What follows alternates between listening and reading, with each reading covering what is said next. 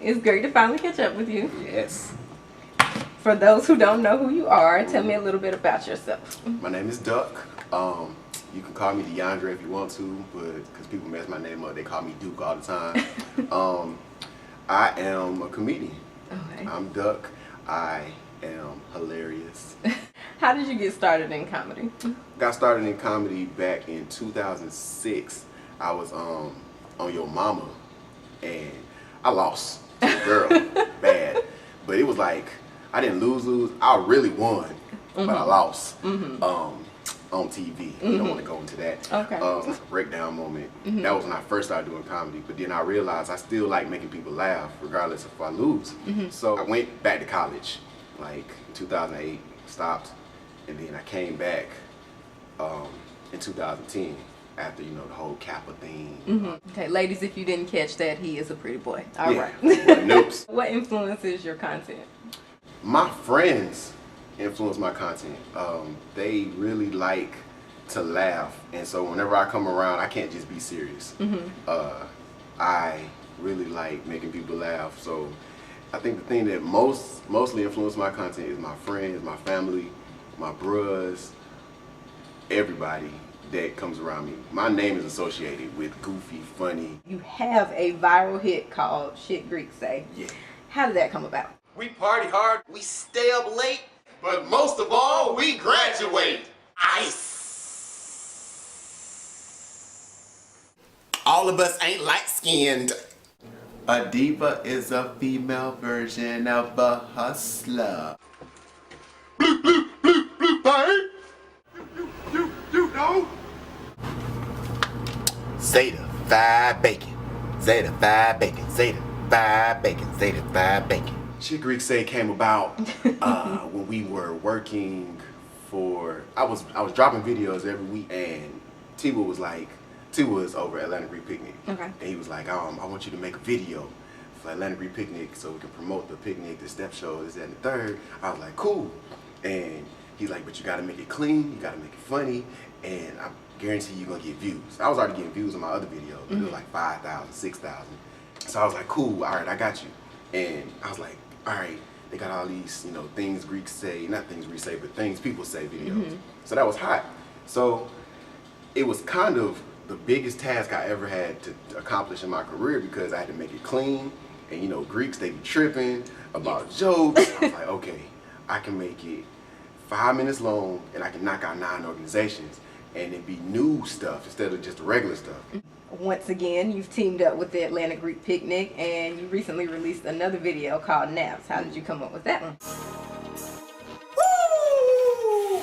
Pretty boys in the building.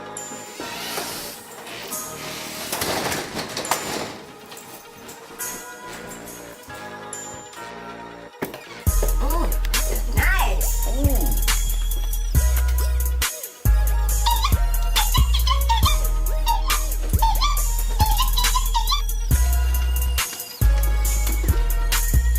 Pretty girls just walk in the building. I'm not the finest thing in here.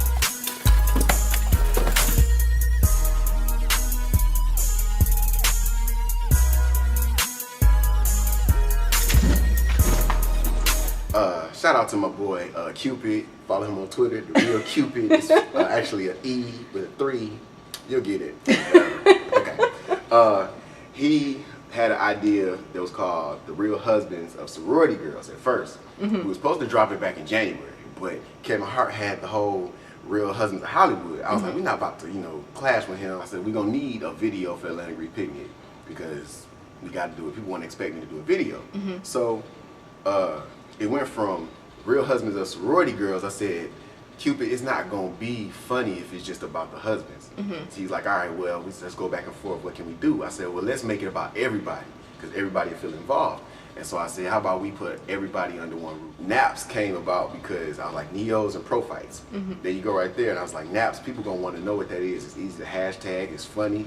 I just hope people don't think that it's like Negro. You know, like these Negroes got naps and then they black and then they in organizations. So, oh my goodness. I had to make sure that it was still funny, it was still clean, the same thing I did last year, to make sure that people were going to laugh and not be like, it was alright, you know. I want them to be like, this is hilarious. Let me show somebody else. Talking about your YouTube channel, you have a lot of different videos on there, and you've made a lot of song parodies with an artist named Brand New. Tell me about your relationship and what made you want to dabble in music. Brand New, shout out to Brand New Music. It's BRANKNU Music. It's really long, but it sounds short. That's my brother. He's my frat brother and best friend. He's been looking out for me from, man, 2009, 10, I was making videos. He is a rapper, he's an artist, and whenever I do videos every week or every other week, whenever I figure out how to do my videos, I make sure that he has videos with music in it, because his name is Brand New Music. So I don't want him to be considered a comedian. People think he's a comedian, he's actually a rapper. So he's always got my back. He's usually the guy that's behind the camera, helping me with jokes and stuff like that. If I say, hey bro, you think this funny? I don't want a bunch of yes men around me, so he might tell me, no bro, it's not funny. It's not funny. But this last joke, man, we was in the car, and when we did the Zeta joke for naps, I don't know if you ever seen the commercial for Burger King. It was like cheddar bacon burger, something. Yeah. I was like, bro, we gotta have something funny to come up with. And so I was like, what can we use? He was like, Zeta. And I was like, fried. He was like, Dove. And I was like, nuggets. He was like, Zeta fried Dove nuggets. Fried, word is so shit. Zeta Fried Dove nuggets. Zeta fried dove nuggets. And it was like, yo, that's gonna be hilarious, man. So that's my brother, man. Brand New has always had my back, man, from jump. Is that how you got into music, is just working with him in his videos? Yeah, we dropped a Kappa mixtape back in 09 for our school at Clayton State University, where I crossed that, and it was a big deal. Like, I got on a song with him, and I didn't even know I could rap. I just thought, you know, I was just gonna get on there and just sound real cool, whatever. And he actually was like, bro, you can rap. And I was like, well, you funny. And so it's kind of like we kind of hand in hand, where it's like, all right, I'm gonna give you some of my funny, and then you give me some of them verses. And that's how that works. Me and him, we work hand in hand. One of your songs with Brand New went viral. How did y'all come up with the Chief Keef parody? Love Soda was my biggest video to this day. I am in love with that video. Chicken love soda, Pepsi the cola, 5 deep in Toyota Corolla, Starbucks drinking mocha, toast in the toaster, got drinks that don't use coaster, shopping at Kroger, they do it off of soda, she Spanish, we say hola, Bobby pins and roller, she shaped like a controller, Xbox controller, PlayStation controller, DVR controller, any kind controller. It took us 3 hours to do it, but the 3 hours that we were doing it were in the morning. It was like 4 in the morning, and we bouncing around in the house. And when I'm usually doing videos, I'm real serious. Like, I'm directing, I gotta produce it, because when I get home, I gotta edit it. I don't need to be saying, okay, we gotta go back to the house and do it. So when I made Love Soda, I was on tour, and Brandon kept singing Love Soda. That was another reason why I always keep him with me. He kept singing, like, Love Soda, but he had no verses to it. And so I was like, bro, I was like, that's funny. And I was like, people probably already saying Love Soda, but nobody's got that. Nobody's probably made the video yet. So when we came back in the middle of the tour from Alabama, I was like, we're gonna make it. And we sat down on the couch, and we literally was like, everything that rhymes with soda, go. Soda, Sosa, Rover, told ya, all that stuff. And we was like, all right, we're gonna make the video. That whole day that we was supposed to make the video, it wasn't looking like it was gonna happen. So I'm thinking, all right, we're not gonna make it. Later on that night, everybody got together, and we was like, all right, we're gonna put the energy into doing it, because it's late. It's 3, 4 o'clock in the morning. We gonna make the video? All right. We make the video, I take it home, I edit it. It was like 8 o'clock in the morning. I started to send it to people to be like, hey, what y'all think? You know what I'm saying? Some of my friends and things. And they was like, put that out now. So I put it out, and I just released it. I released it, and I went to sleep because I was tired. And I woke back up, and it had 15,000 views. And I hadn't even promoted it twice. I only promoted it one time. I just put the link out there one time. It had 15,000 views. And so I started promoting it, and it went from 15 to 30, 30 to 100. And I was like, cool, you know, it's getting bigger. Then I was like, it's getting 500,000. I was like, I ain't never seen these kind of views before. And when it got to a million, man, like, all I could do was just say, thank God. It was surreal. It was like, man, it was the most humbling feeling ever to have everybody rapping your stuff. And it was posted on different blog sites, Spoken Reasons TV. Kanye posted it on his website. What's this dude's name? I forget this dude's name. Funk Master Flex. And Kendrick Lamar ran into us at the V103. We was going down there to actually try to get the song on the radio. We had all the things that we needed to get on the radio, and we was listening to him on the radio. He was coming down, and Brandon was like, what if Kendrick Lamar heard it? And I was like, man, he busy. He didn't drop the album, man. He didn't think about us. And we ran into him.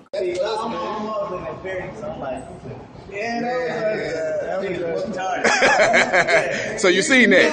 Y'all got me recording? Yeah. Yeah, these dudes crazy. Chief Keef. That's how we hit off. That's how we hit off. So now it's official now. Kendrick Lamar done seen These it. dudes is funny. Good shit, bro. Hey, my nigga. Y'all gotta have a good Thanksgiving. Yeah. Last year you went on tour and you hosted a lot of homecomings. What's up next for you? My next venture, besides Atlantic Reef Picnic, is I have a play that I'm going to be in. I don't want to put that name out there yet, because they ain't cut the check. That's okay, we'll have the exclusive for Blondie's Lipstick. Yeah, I want to let y'all know that when they cut that check. But I will be in a play that's going to be in Alabama 2 nights. It is, I think, June 16th and 17th, but I'll release that when I get the check. Okay. I will be doing my bi-weekly videos again for all my fans that's been waiting on new videos. Right now, I am focusing on new videos. I'm focusing on the preparation for the tour in the fall and the next spring. Do you have the name of the tour that's coming up in the fall? I don't know, because I want to call it Dream Chasers Tour 2, because the first one was called Dream Chasers Tour, but that just seemed too long to say. So I don't know. I might just call it something associated with the videos that I produced this summer. So I'm trying to make sure everything is a surprise. But if you see it coming, you gonna expect something. I don't want you to expect nothing. I saw recently that you tweeted about Comedy Week on YouTube. Got to break down what Comedy Week is so I can be sure I'm tuned in. Comedy Week is between May 19th and the 25th this week. And basically, you just dropping videos. It doesn't have to even be, 4 or 5 minutes. It could be 30 seconds. If you're really funny, you can make somebody laugh in 30 seconds. You just drop funny videos throughout the week. It's not a competition, but it's just like showing that comedy channels basically are getting a lot of love. With your comedy career, where do you plan to take it? To the top. Praise Jesus. No, I actually want to. I like making people laugh, so I just want to make people laugh. Like, I'm living my dream. You know what I'm saying? I really am living my dream. My mom, she came to my first show. Not my first show. That was her first show that I ever done. That was like a big deal. It was at West Georgia, and I brought her on stage and everything like that. And I let her know, I was like, "Ma, this is what I want to do with the rest of my life." And she was like, "Okay." And when I got that approved from my mom, it was like, about time. Jesus Christ. She had to finally see me on stage to get an approval. But I was happy, man. I'm just trying to make sure I take my comedy to the white people. White people. Tell me something that you want people to know about you or your comedy, or both. It's up to you. I'm passionate. I am passionate about comedy. First off, I just want to let y'all know. I mean, I'm looking at you right now. I'm passionate. I care about every view. I care about every comment, good, bad. DukkDeuce.com. That's my website. It's DukkDeuce.com. That's where all my videos get posted first. My news with my t-shirts are under the Team Dukk tab. Like, I work in the community with the children and stuff too. I just did East Cobb County Middle School. I had dropped Video Love Soda and got my first million, 2 million, 3 million, first million, 6 million. Yeah, it was 6 million.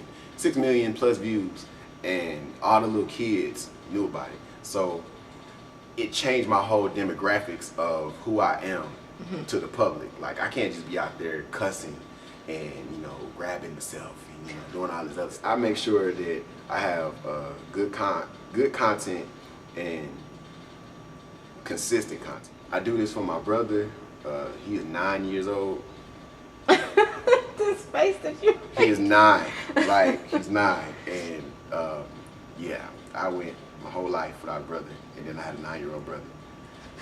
Just I pop out of nowhere. I do this for them. I do it for my family. All the Aquariuses out there. You think that I'm probably just arrogant, man, because I'll be having videos on YouTube, or, you know, I run up and I'm just booming, or I'm Dukk. I'm humble. Like, I actually just do this for the people. Like, if I make you laugh, man, just share it. Just share it with somebody else. That's it.